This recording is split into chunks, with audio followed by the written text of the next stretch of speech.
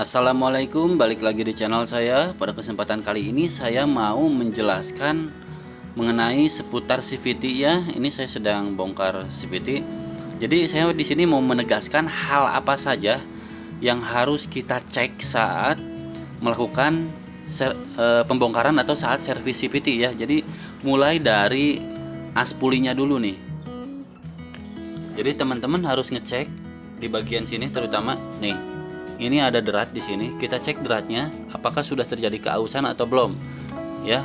Karena misalkan ini terjadi keausan, otomatis nanti saat ngencengin baut itu susah ya, atau tidak bisa kenceng, atau memang sudah dikencengin nanti longgar kembali gitu kan.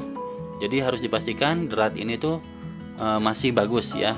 Lalu kalian itu perhatiin di sini apakah ada ceceran oli atau enggak, karena kalau misalkan di sininya ada ceceran oli, otomatis mungkin seal di krek as di as puli ini yang bagian sini di dalam sini itu kemungkinan sealnya udah rusak kalau misalkan ada oli-oli ya.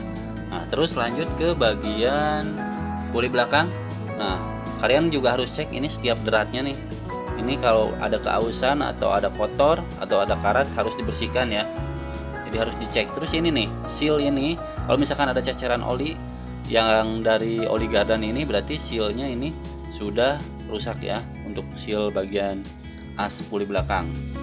Nah, ini juga nggak boleh oblak, karena kalau misalkan ini oblak, si as puli oblaknya udah terlampau banget gitu kan, banyak banget space-nya, itu dipastikan si bearingnya atau si gigi rasionya itu ada yang aus ya. Jadi biasanya sih bearingnya aja. Terus yang harus dicek itu adalah bagian sini nih. Ini ada bearing ya, bearing as puli belakang. Nah, ini harus diputar aja pakai jari kayak gini. Kalau misalkan ini ada krek kayak gitu, berarti si bearingnya sudah rusak dan harus diganti. Nah, habis itu kita cek bagian kickstarter nih untuk gigi pinionnya. Nih, ini bisa dilihat sudah terjadi keausan ya. Jadi ini dipastikan harus diganti, karena nanti kalau saat nyala itu bisa susah nyangkut gitu kan di gigi pinion yang lawannya. Nah, ini juga harus diganti ya. Jadi ini udah aus banget ya. Saya belum beli, nanti mungkin next di video berikutnya saya mau ganti. Terus apalagi yang harus dicek, sebentar saya pindah posisi. Dan yang harus dicek itu pertama adalah rollernya nih. Ini ada 2 set saya roller. Ini sebenarnya sedang ganti roller juga. Ini yang orinya yang bawaannya sudah aus ya. Terus yang paling banget harus dicek selain roller itu adalah keausan pada rumah rollernya. Nah, ini dia. Jadi teman-teman harus memperhatikan alur rumah rollernya ini. Bisa dilihat di sini apakah sudah aus parah, ada cekungan parah atau kasar, atau masih halus atau mulus ya. Jadi harus dipastikan ini alur rollernya masih mulus supaya rollernya pun awet gitu kan. Terus yang harus kalian perhatikan adalah seal. Sebentar, ini saya buka dulu, lepas dulu. Oke.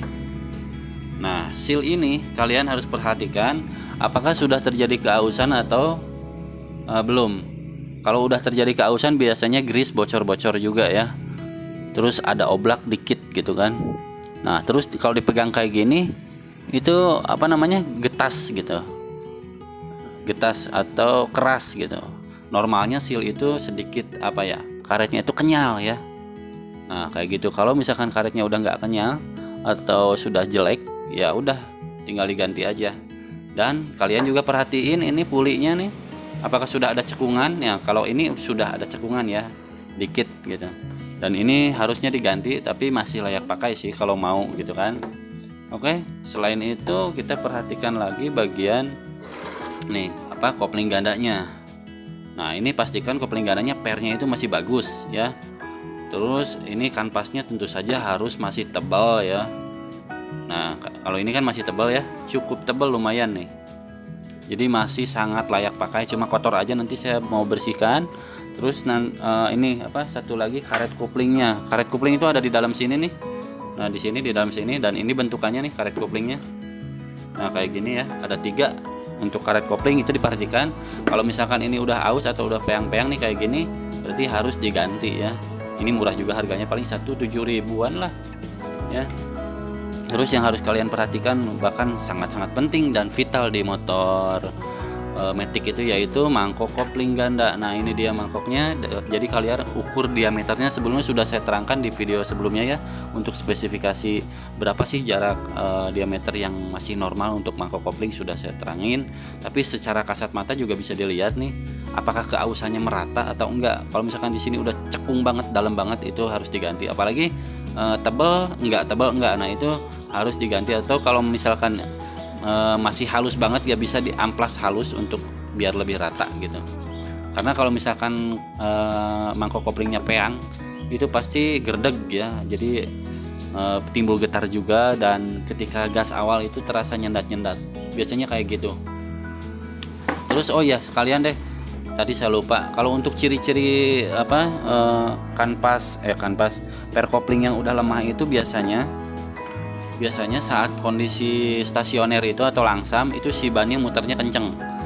Tapi bisa juga diilustrasikan kayak gini nih, kita buka kayak gini, buka, dia kembalinya cepet atau lambat nih, kayak gini. Ini karena 1000 rpm, jadi terbilang masih normal lah untuk untuk ketika mekar kayak gini terus dia kembali ke posisinya itu cukup gitu, nggak terlalu lambat banget, bahkan nyendat nggak masuk seluruhnya segini gitu, artinya si pernya itu udah lemah banget.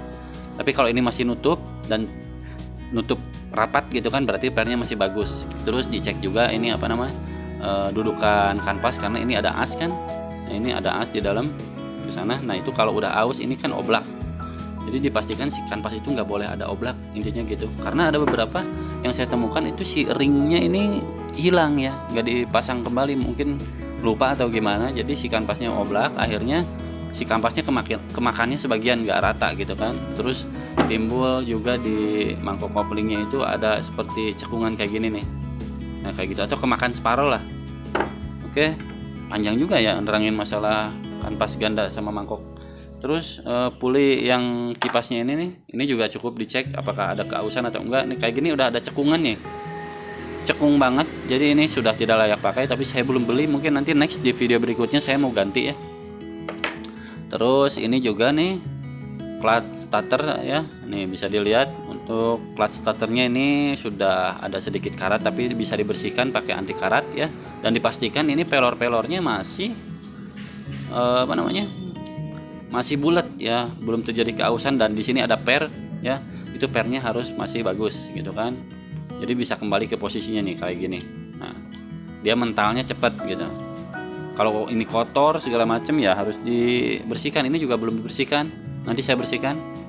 Oke, jadi mana lagi yang harus dicek itu, oh iya ini nih, ini tutup lumah roller, ini harus dicek ya, karena kebanyakan itu yang terjadi itu ini aus nih, si sepi ininya nih, penahannya. Nah ini ausnya di bagian dalam sini nih kayak gini nih, ini udah aus ya, jadi sebaiknya diganti. Kalau nggak diganti ya itu bisa timbul bunyi ya di area puli depan. Ini bisa diakalin sih pakai seal tip kayak gitu atau solat tip, tapi kalau mampu ya beli aja deh, ini kan murah juga harganya, cuma kadang-kadang susah nyarinya sih itu. Tapi ini bisa dipakai nggak? Bisa sih, cuma ada bunyi dikit aja. Terus apalagi yang harus dicek itu per ya, nih ini dia per, aduh maaf. Nah ini ada per puli ya, per puli belakang atau per CVT lah ya. Nah ini juga kalau yang udah lemah itu harus diganti. Ini kebetulan masih layak pakai walaupun sedikit melemah ya, karena umur pakainya juga udah lama banget. Ini yang original, kalian bisa pakai yang 1500 rpm atau 2000 terserah kalian, tapi ada plus minusnya ya tentu saja. Nah kenapa saya gunain yang standar, karena biar pulinya awet gitu kan, terus V-bel juga awet. Oh iya, V-bel itu juga penting. V-bel harus dicek nih secara berkala ketika kita servis CVT, apakah sudah terjadi keausan yang signifikan atau tidak. Terus dilihat di dalamnya apakah sudah ada retakan. Nih bisa dilihat nih kayak gini, ini sudah sedikit retak-retak ya, nih bisa dilihat. Dan ini kalau bisa diganti secepatnya mungkin ya, bisa dipakai sih ya jangan lebih dari 5 bulan lah ya. Nanti mungkin next video saya ganti V-bel, karena ini sudah lama juga nih saya nggak ganti V-bel, lupa terakhir kapan. Terus apalagi nih, baut juga penting nih. Nah ini baut puli ini kalau udah aus sebaiknya diganti, beli yang baru, murah juga sih.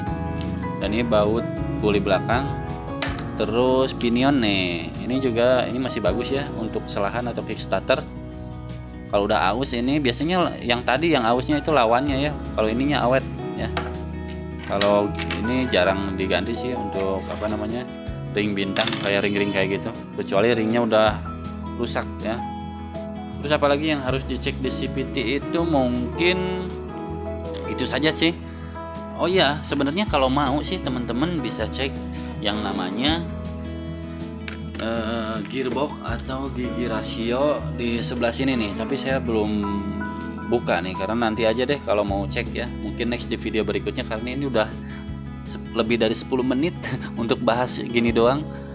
Jadi saya cukupkan dulu videonya segini. Terima kasih yang udah nyimak, yang udah nontonin. Jangan lupa like and subscribe. Assalamualaikum.